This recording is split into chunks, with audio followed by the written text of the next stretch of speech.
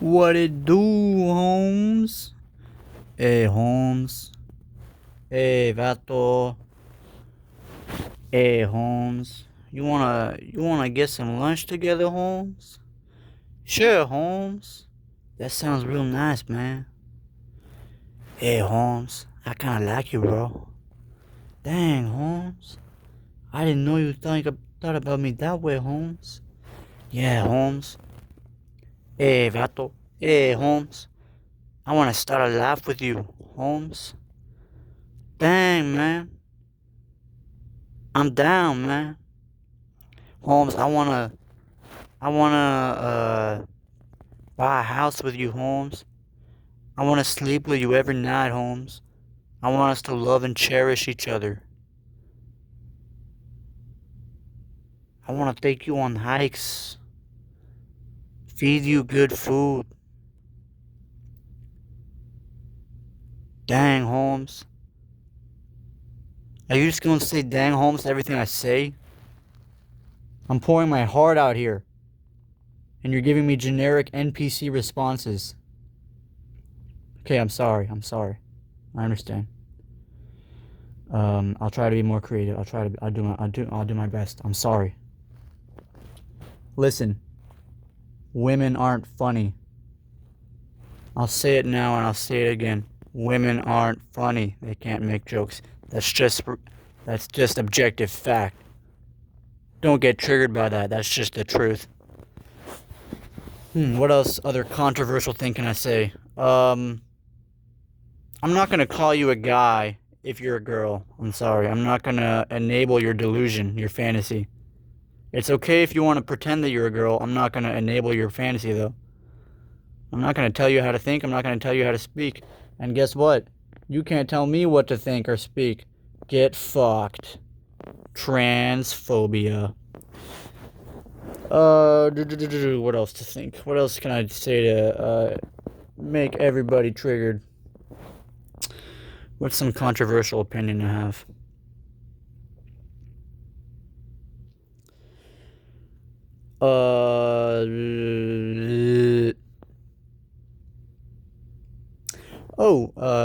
Jeffrey Epstein.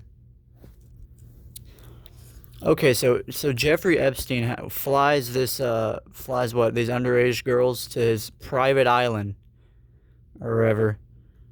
They probably sleep in a mansion. They probably get gourmet meals every day, morning, day, and night. He probably showers them with gifts and love and affection, and lets them go on the beach or wherever in his estate. And he gets repaid by being called a sex offender. That's another gripe of mine. Being a sex offender. You know, men don't look at a woman and say she's 18, she's ready to have sex with. She's 17, she's underage. Men look at a woman and they use visual indicators as a sign of sexual fitness, sexual availability, sexual maturity. So, and girls reach sexual maturity around the age of like 16, 17ish. That's when they resemble a woman. That's when they've achieved the female form. You know, their uterus is functioning and everything, and they're ready to go. They're ready to make children, bear children. So it's like, what the fuck? People like to point fingers and say, like, if they're 17, it's like, you were fucking a child. It's like, no, she was. It's like, that's so stupid. It's like, he's not fucking a child if he's fucking a 17-year-old. You know, she's sexually mature, and the male brain does not scan for when you're 18 years old. The male brain uses visual indicators. It's a very primal system. I don't call me controversial, but I don't think it's pedophilia for a consenting sexually mature woman to be basically given lavished with gifts, free access to a private island. If he raped her, then that's a different thing. Yes, arrest him if he raped her, obviously. But I like all these people with like gasps and shocked faces, so quick to point their finger, and they don't even know what happened. They don't even know the story, or if who said what said. You know, if you're gonna accuse a man of such serious things, you need hard fucking evidence. You know, we're not gonna be arresting people based off of hearsay. That's ridiculous. Um, you know, and false rape accusations are very common. False rape accusations happen all the time. You know what women how women use it? They use it as a tool for sexual warfare. You disagree with them? Oh, that time that we had sex? Yeah, you raped me. Yeah, that's not a society I want to live in, where you can just get your life ruined because you said the wrong thing to a woman.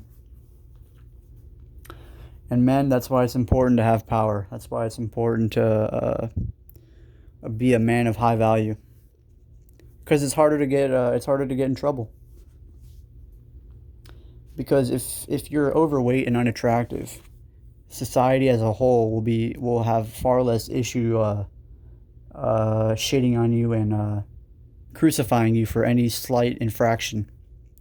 If you look like Cristiano Ronaldo, if you eat healthy and take care of your body, ignoring the health benefits, there's also the beautyism, the looksism, in that people that are attractive get away with more. You know, it's a legitimate thing and it's very useful. You know, you wanna look attractive.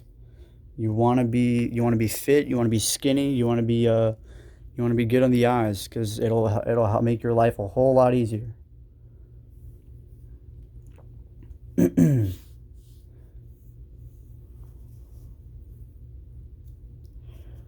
And you want to be a free thinker. You want to be able to think for yourself, you know? Do not be a mindless sheep. Whatever you do, do not be a fucking mindless sheep. If everybody's saying XYZ, you need to look at the underlying reasons. You need to analyze it. You need to know your facts. You need to be educated. Knowledge is power, and ignorance is bliss, but ignorance will get you nowhere. Education is the way you empower yourself. If you're in a bad environment, educate yourself. Learn how to get out of it. Learn what are effective methods of accomplishing my goals. Learn what do I want to do with my life. That's something you need to learn as well. What is my ambition? What is my purpose on this planet? That's what you need to figure out. You need to introspect. You need to look into your soul. Spend some time there.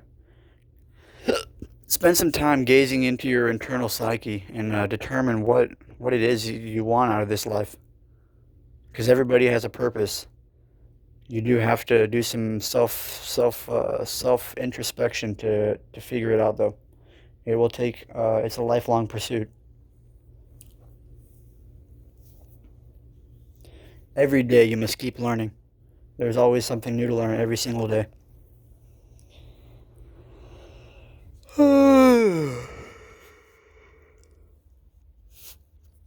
Do not have children if you are not capable. Having children is not something to be done without any regard. Having children is a very serious matter. You need to be well prepared. You need to be financially strapped. You need to be mentally resilient. You need to be mentally in the right zone. You need to be you need your new passion is going to have to be your child, you know?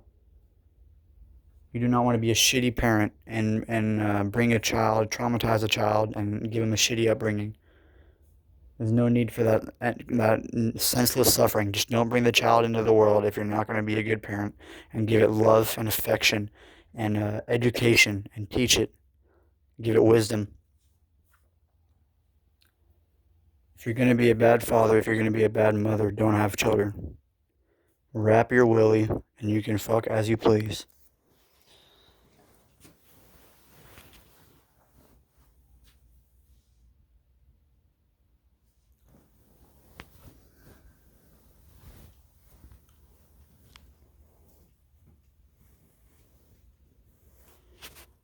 if you're gonna be like a really dominant, assertive alpha male type man, it's important to not be a belligerent, not be a stupid face, a meathead, because being an alpha male, being dominant without having knowledge and reasoning and facts and logic, you just look really fucking stupid.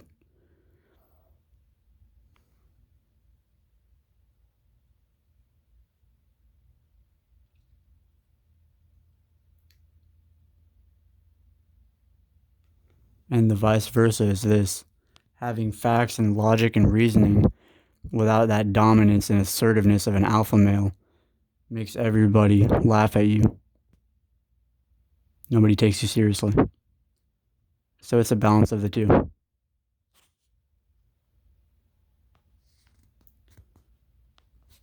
Charisma is about treading that rope, that tightrope, the balance between the two, and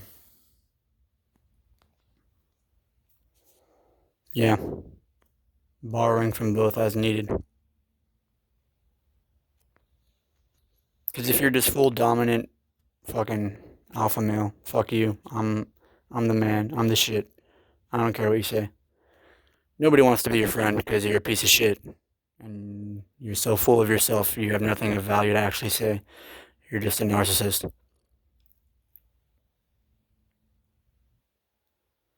If you're like a knowledge seeker, uh, theologist type figure, nerdy, and you have no testosterone in you, no dominance, then people are gonna laugh in your face when you talk about your hobby.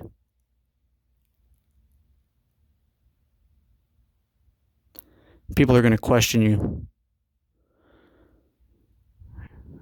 You want to make people question themselves. You want to make them uncomfortable for even entertaining such a notion. Making people uncomfortable is a good trick. It's useful in certain scenarios. When you're trying to persuade them into something, it's good to make a statement and just watch their reaction and sit there in silence. Let the silence make them uncomfortable.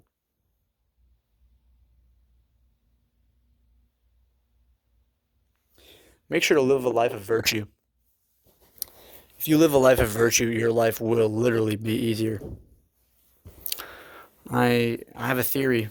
It seems to be proving itself true. Is that the universe will grant you a higher quality existence if you live a life of virtue. If you stray the right path.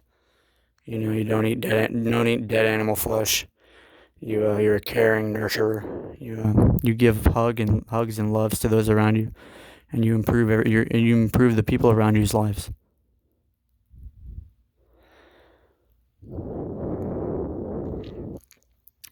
So, when they say virtue is its own reward, well, there's more than that. The universe will literally align itself to make your life better if you're a good person. I've experienced this firsthand.